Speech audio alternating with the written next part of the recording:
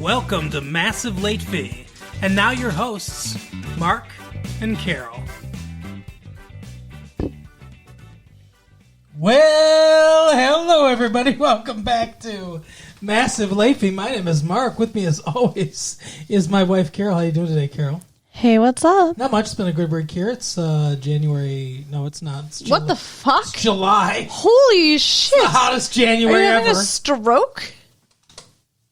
It's It's July. one of those J months. It's July 16th, 1999. I mean, not even June, but January. I started at the beginning of the year. What, do you count forward till you get to the month? I have to sometimes, yeah. To Okay. figure out what this. Wait, what month is this? Is January, February, March? No, I mean, come on. When I was younger, though, I had to do that all the time. Really? Yeah. It's kind of fucked up. I was okay, I guess I'm dumb. I'm sorry. You know you're not dumb. I'm not like them, but I can pretend the day is done. Speaking of dumb, though, Carol, MGM is not dumb for opening a casino in Michigan. No, I feel like opening a casino is always a not dumb choice. Yeah, that's usually a moneymaker. MGM set to open July 26th. This is local news, everyone. Sorry. Glitzy Casino premiere may include actors and athletes. MGM Grand plans a flashy black tie opening July 26th for its $206 million casino. Perhaps with the likes of Sharon Stone, Pierce Brosnan, and Hollywood's reigning heartthrob, Leonardo DiCaprio. I can't imagine those celebrities coming to Detroit even for the opening of a casino. Well, they are contractually obligated with MGM, so. Oh, okay. That's weird. Really? They got Leonardo DiCaprio on, like, beck and call? I don't know if they have him on beck and call, but I think it's funny that you would think that more than Pierce Brosnan or Oscar-nominated Sharon Stone. Come on, he was Jack in Titanic. He is on top of the world right now. He's the king of the world. Exactly. So of the casinos that they're opening up, Motor City, Greek Town, and MGM Grand. So many. Three of the I said of the casinos they're opening. I didn't say so many. I'm saying there are so many. Well, there's three. I wasn't being sorry. I wasn't like, oh, so many. No, I mean, I just think it's a lot of casinos. To go from no casinos to 3 casinos, it's a lot. It is. You're correct. Of the 3, which are you most interested in playing at? I want to try them all. Yeah. I mean, I don't know. I guess Greek Town, because, then you can also, eat Greek food and stuff. Well, so Greek Town, I think, has the opportunity to be the most Detroit casino. Yeah. I think MGM is going to be the most Vegas-style casino. I think They're bringing a very Vegas style. Don't they have a Vegas casino? I mean, Greek Town doesn't have a Vegas casino. Yeah, yes. MGM has a Vegas casino, yes. Does Motor City? No. Because Motor City is in Motor City. Yeah. So wait, you're telling me you think Greek Town's going to be more Detroit than Motor City? Well, how can you be more Detroit than Motor City? Well, first of all, Greek Town's the only one that's downtown. It's like what's beyond fun, right? Like, what's more Detroit than Motor City? Wow. And Motor City is Motor City in name only. Yeah. I mean, it's, whatever. I don't know what they're going to be. We'll see. We're going to have to check them all out. They're going to be the ones back. for cars. But Leonardo DiCaprio, should we go down there? It's by invitation only, but we could crash it. Wait, they're bringing the celebrities and then you have to have a fucking invitation? That's just mean. We should get to see them. This isn't LA, it's Detroit. Give us a chance to go. This is LA. All I want to do is see Leonardo DiCaprio before I die. It's true. What about if you were going to go to this, would you utilize a virtual assistant to plan your evening there? What the fuck is a virtual assistant? A virtual assistant can take messages, forward phone calls, and even read your email. Forward them from where? I don't know. And to where? I don't have a situation going on where I would find that helpful. The tangle of voicemail systems, email, cellular phones, and pagers can leave busy people longing for the good old days when a personal assistant was really a person, someone who could deftly handle messages. Staying in touch while away from home or at the office still presents a challenge. It's hard to retrieve messages and calls while speeding down a freeway. Family, friends, or demanding clients may lack the patience to keep track of the modern-day road warriors' phone numbers. Now, several computerized phone services are out to rescue you. Just by talking by telephone to a computer using voice recognition technology, a user can place outgoing calls and screen incoming ones, schedule appointments, and fetch news or stock quotes. Okay, but, like, can't you make phone calls, like, by just dialing the phone? And can't you screen your phone calls by, like, I don't know, having an answering machine? Yeah, I mean, I guess you could do all that stuff. But I just don't see one phone call, like, being that much better than, you know, the other. I agree with you so far, but let's see what the pitch is here. All right. There are three major services: Weebly, Wildfire, and Portico. A customer pays a monthly fee. It's like signing up for voicemail from the phone company, but more expensive. The only equipment you need is a telephone. The provider's computers do all the work. So apparently, let's see. It's a virtual assistant 24 hours a day, but unlike answering machines or standard voicemail systems, virtual assistants have responsive voices that take on distinctive personalities. Quote, "Hello, this is Weebly," intones the British accented butler-like voice of the service from Weebly Systems of Deerfield, Illinois. Okay. Weebly then takes the caller's name and offers an oh-so-very-proper "one moment, please," while it determines whether to put the call through. Or dial up Wildfire of Lexington, Massachusetts, which was introduced in 1994. Enter a code and you'll hear a pleasantly chirping greeting. "Oh, hi," a woman's voice says, as if running into an old friend. "What can I do for you?" So you're paying for a recorded voice, I guess. I'll just record my own voice on the answering machine, get all my messages, and call them back. Let's see. It's how they all work, it says. All of the systems work by assigning the subscriber a local or toll-free number. The user can distribute that number to associates and friends to replace the long list of homework, mobile phone, pager, and fax numbers. So this is for people who are not us. I guess, yeah. This is if you have a lot of different phone numbers, they can all be connected to this one place with this one phone number. This is for, like, the business dude. Yeah, this is for the guy. This is for the stock bro. What's up? I'm stock bro. Buy, sell, bears, bulls. Here's my Wildfire number, bro. Or maybe your local neighborhood drug dealer. They probably have more than one phone number. Yeah, that's true. So let's see. It's $9.95 per month plus 14.9 cents per minute. No, thank you. If I'm paying per minute, I'm going to hear something a lot more exciting than Weebly. Welcome to Weebly. Speaking of more exciting, though, what about Look Into His Eyes? What? It's Eyes Wide Shut, Carol. Okay. A movie we're going to see, but not next week. Next week we're going to see a horror movie. Oh, what is called it? The Blair Witch Project, which we've been seeing all the stuff for the Blair Witch Project. We've been on the internet looking up the Blair Witch stuff because they have their own site and everything, and a lot of people think this is real. Well, it could be. Don't ruin this for me. It's definitely portrayed as if it's a real thing. It as is if the a real Blair thing. Witch is a real thing, and these people are real. We'll see though. We'll see when we go to the theater if it's a snuff film. Hollywood wide release snuff film. Exactly. Stanley Kubrick always avoided explaining his films.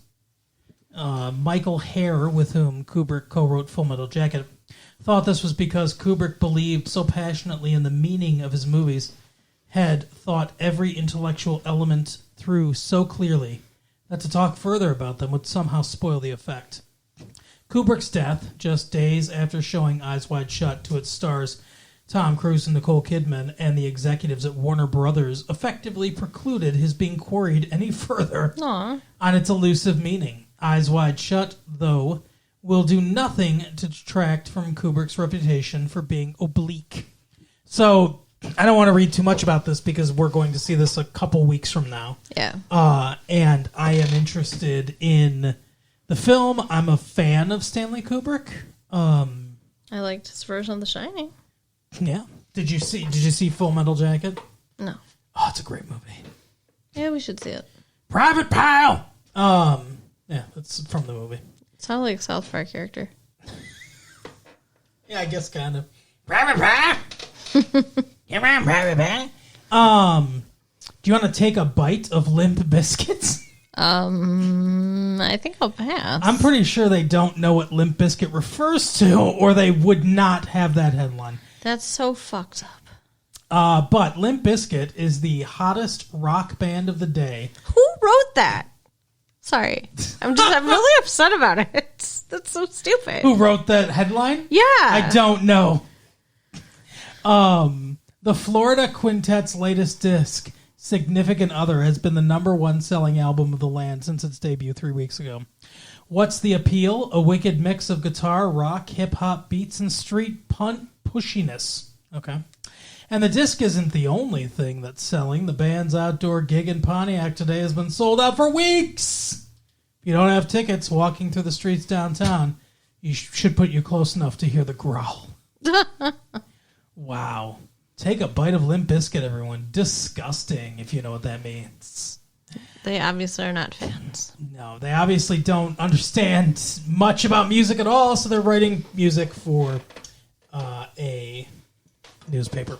But speaking of people that do know enough about beauty pageants to make a movie about it, we watched Drop Dead Gorgeous. Yeah, we did. Carol, Yes. I've been dying to know. What is this is the reverse of some situations we've been in where like you've really liked a movie or whatever and you've been like, I want to know what you think about it. We can't talk about it until we talk about it. What did you think of Drop Dead Gorgeous? I'm on the fence about this movie. Okay. Because The most exciting place to be. I really, really enjoyed like the first, 2/3 of the movie. 75%, I'd say, yeah. And then the end. And the end was so long and so terrible, it almost ruins the whole thing. Here's the thing. I don't think the end is terrible. Okay. I think the problem is this movie doesn't know when to end. Mm-hmm. And I agree. To me, it would be almost a perfect movie if they knew when to end the film, but they don't. When the I guess spoilers, everyone. If you haven't seen Drop Dead Gorgeous, go out and watch the movie. If you're listening to this and if you haven't seen it, you're a madman. But after Denise Richards' character dies, is consumed by the swan or whatever, that's the end of the movie. And if you want to put a little thing at the end, like, hey, she was, she like she went to nationals or whatever because Denise Richards died, but they discontinued it or whatever. And if you want to have a little denouement with Kirstie Alley in the in the prison or whatever, that's fine too. Or even as the gunman. On top of the roof, afterwards, and she grabs the microphone. You can have that stuff, but like have that be the very quick denouement after the whole thing. Instead of a 5-minute long scene of people throwing up. Yeah, it's too much. And like Nora Dunn is funny. Like I like her. I can't remember the name of the other lady, but she's also very funny. Which ladies are you talking about? The whole movie's full of ladies. The two ladies that run the statewide thing where they all throw up. Oh, okay. They're like the cosmetic ladies. So blah, blah, blah, like They're doing that kind of thing. They're doing like 1930s slapsticky kind of talk. It wasn't like, funny.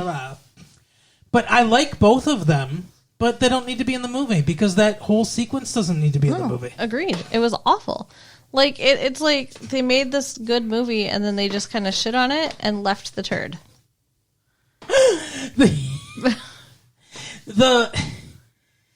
I wouldn't go quite that far. But the movie, I don't think, understood that it's about this small town and this particular pageant. We don't have time to do 3 separate pageants in the movie. Not unless it's going to be 1/3, 1/3, and 1/3. Not unless you're giving it equal billing or whatever. But I wouldn't have wanted that. We got to know all these fabulous ladies and these fabulous characters. And most of them died. Yeah, that's true. But we got to know all of these characters. And they all have little, like, interesting things. There's the one that's signs everything. She wants to bring sign language to people. Weirdo.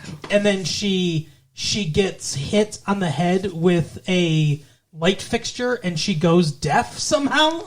Yeah, that was dumb. And like her whole thing I didn't like. Oh yeah?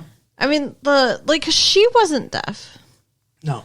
She should have been deaf if she to begin with, like, or had like a brother who was deaf or a sister who was deaf or something like that. And like to do an interpretive dance while signing the lyrics of a song is, I realize they were trying to be funny or whatever, but it was so stupid. Obviously, the whole thing's a black comedy, and it's this is my favorite type of comedy, a satirical black dry comedy, and I loved this movie. I really did. It was, I mean, don't get me wrong. It was a good movie. There were really good parts. It was funny most of the time. But I wouldn't go so far as to say it would have been perfect without the vomit. No, the whole ending. Yeah. They needed to end the movie at the parade when Denise Richards died. And then you can do like a quick little, like, it all falls apart kind of thing. You know, just like a group of clips or whatever. The coronation at her funeral, I think that should have stayed in. Yeah. That was pretty good. You could do, the coronation at her funeral and everything, which was hilarious. You keep that in, then you just show a quick, like, vignette of, you could even take all the things you filmed, but it needs to be cut, like, to where it's a 2-minute segment, like, at most, a 2-minute segment of, like, bang, nationals, bang, whatever, like, bang, Kirstie Alley broke out of jail. Bang, she's shooting people. Bang, she's a reporter. We're out. But like, to be honest, as soon as I realized that we were going to nationals with her, like my heart sunk. And then that's what I'm saying. We shouldn't have done that. And then when she was going on again, I was like, "What? What is that? Like, how is okay?" Like. Yeah. It was. I felt panicked. I felt like I was being held against my will. Like it was time to go. How long was this fucking movie? You don't think that was on purpose, do you? To make us feel anxious and stuff? Yeah. I don't think so. The movie was 1 hour and 37 minutes. That's it? Yes. Are you serious? Yes. It felt so long. It did feel a lot longer than its length, and that's a problem. There, you know. We often talk about like pacing issues and stuff like that. This isn't really a pacing thing. I think the movie's finely paced, although the last 15 minutes or so does just kind of drag. This is a structural issue. This is an issue with the structure of the screenplay. The screenplay, and that's the thing. Maybe they thought like an hour and 15-minute movie wasn't long enough because it really felt kind of like stretching, but. I mean, I know, guess that's true. You could have put a little bit more into. I'm sure there were things that got cut out. You could have put a little bit more into the earlier stuff, because, like I said, that the movie is the small town. The movie is the small town. The small town's like obsession with this beauty pageant. Kirstie Alley's obsession with the beauty pageant. And all the characters. Kirsten Dunst, she plays Amber Atkins, who is Denise Richards' main rival. Becky. Denise Richards, who, I would honestly listen to her read a dictionary for an hour and a half, so Yeah, that just made it worth it right there. Yeah. Well, she's gorgeous in this movie. Yeah, obviously. they all are. That's one thing, though, about the movie I did want to talk about is the look of the movie. Like, Okay. they really looked like real people. I love how they did the filming. Like, it really had that, home movie documentary style. Mm-hmm. And they didn't make the girls up too much. Like, they looked like you could imagine. I mean, they're all gorgeous girls. Right. But they didn't look like that Hollywood fake gorgeous. Except for Denise Richards. And she doesn't look Hollywood fake gorgeous or whatever, but she looks very made up gorgeous. She stands out from the rest of the girls, and I think that's purposeful. I think the makeup, what they do with her makeup, what they do with her wardrobe and all that stuff, even when she's just in school, even when she's just, in the lunch line or whatever. I think all that's on purpose to juxtapose her against the other regular girls in the town. Because she's rich and stuff. Because she's rich and she's supposed to be the anointed one and everything. It all kind of paints a visual picture. I think it's really brilliant work, honestly. Yeah. There's a newcomer, at least I haven't seen her before, Amy Adams, who's in this. She plays the cheerleader with the wrestler boyfriend or whatever. She's, I guess, kind of the slutty one. She kinda, yeah, she is the slutty one, but not really. I mean, she's only slutty for her boyfriend. Like, we only ever see her like making out with her boyfriend and stuff. Yeah, okay. I guess she's not slutty. She's horny and she's very vocal about it. Yeah, she ends up becoming a stripper apparently. Yeah, which makes sense for her character. But she was very good in this movie. Like all the girls besides Kirsten Dunst and Amber Atkins and Becky. Besides those two, who are clearly the two leads and clearly the only two that really have a chance, everyone else kind of has smaller roles. Like they're very quick, but each of these, the casting's excellent because each of these ladies does a lot with the little bit of screen time that they have, and they really craft unique characters in the little bit of time they have. Brittany Murphy's in this from Clueless. She does a really good job too. Yeah, she's always awesome in everything we've seen her in. But yeah, she does a really good job. Her brother is like a drag performer in New York and everything. She's obsessed with New York. That's like her character trait. It's almost like this movie kind of reminds me of a horror movie in certain ways because in a lot of horror movies, especially like the Nightmare on Elm Street movies, like when they kind of found their formula in like 3, 4, 5 stuff like those movies, each character, each like of the victims or whatever has their own little character trait, like their own little like one thing. Like there's video game kid, or there's like girl obsessed with working out, or former drug addict girl, right. Or whatever. And that's sort of like this too. Each one of these people has like a very like unique character trait, and it's like their little bit to do throughout the movie. Like the one girl that got bit by her German Shepherd dog, so then it went to live with a nice family on a farm. Right. Which it's so funny too because she believes that shit. I think every kid believes that shit when their parents tell them. But she's like 17. Yeah, okay. When she's like 27, then we can judge. There's also, I thought, really good. Ellen Barkin. I love Ellen Barkin. If you haven't seen Switch with Jimmy Smits and Ellen Barkin, go check that out. It's a great movie. have not, and I don't know who she is in the movie. I don't know what you're talking about. Ellen Barkin is Amber Atkins. It's Kirsten Dunst's mom. The one that gets blown up with her beer can fused to her hand. That was funny. I mean, the whole thing's her whole character is hilarious.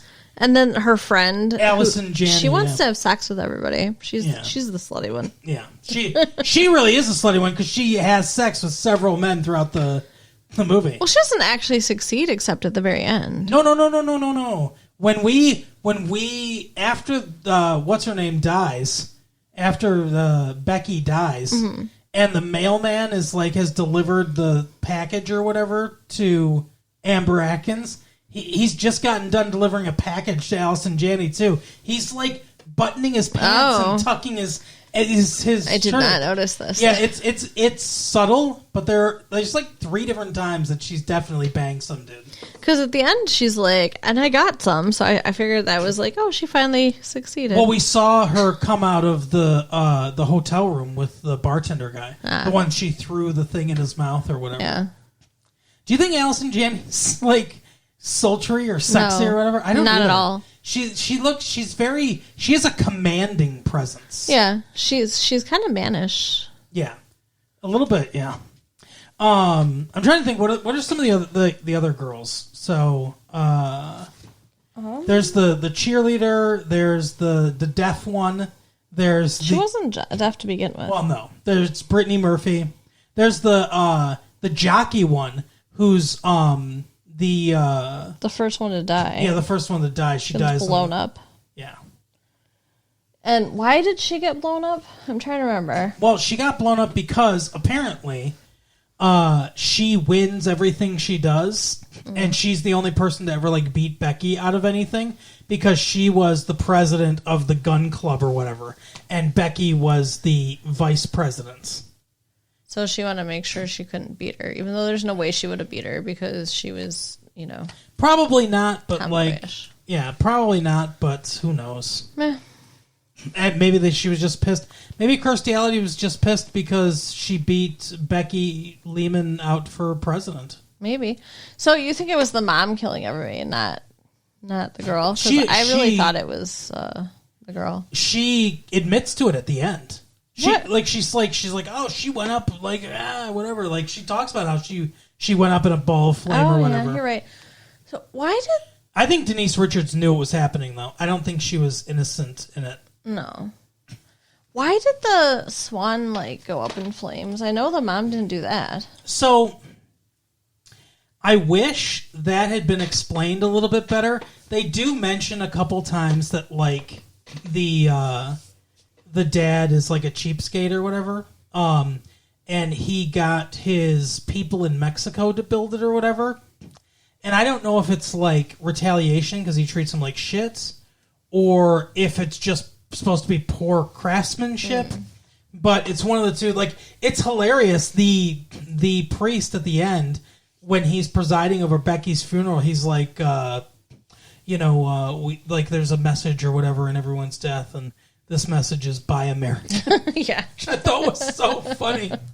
But I think that I don't know if it's. I'd have to watch it again because there's probably some subtle things that I'm not picking up on. But I don't know if it was supposed to be implied that they did this on purpose because they made it shitty on purpose or flammable on purpose because they hated him because he treats them like garbage.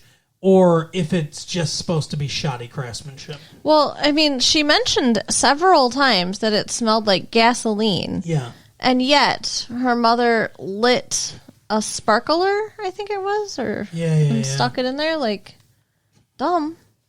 Yeah, I don't understand. I don't get it. I mean, it's almost like, you could make the argument that Ellen Barkin or Allison Janney did it. Yeah. But I don't know. I don't think so, though. I don't either, but I do know. So this is filmed documentary style, as if a documentary crew has come out to catalog this event or whatever. Which is the premise of the movie. And there are several times when we talk one-on-one documentary style to some people. This movie is mostly comprised of women. There are some men as well, including 2 of the judges. I heard that they had to refilm some of this footage so that the men were a little bit more relatable, I guess. I don't know if they 100% succeeded making them relatable. That dude who's... I caught this halfway through the movie. His name's John Doe. Mm-hmm. Dough. Uh-huh. So it's not the way John Doe is usually spelled, but is a complete fucking creep. Yeah. Oh, but where are the young ladies? Yeah, every man in the movie sucked. That's what I'm saying. I don't really think that any of them were relatable. Yeah. And like the I couldn't believe how many times they used the word retard in this movie. That was was a little too much. It was a little out there. I know you. Obviously, we know you don't like that because of your tirade against fucking what's her name from the Goonies. Yeah, I remember. But I have a question about the brother though, or what the son, whatever. What son? What brother? The one that they kept saying was retarded. Oh yeah, that's his brother. That was the guy's brother. Yeah. So, like, they're like, oh, his fly's open. And then later, they're like, his pants are off. Like, why was he just progressively getting more naked? Was he masturbating? Is that what we're supposed to be getting? I assume so, but I don't know. It's weird. Yeah, it was weird. It was part of the whole, like, interview process or whatever. He should have taken his shirt off, too. I think that would have been the final. Yeah, Will Sasso from Mad TV. You want to see him shirtless? No.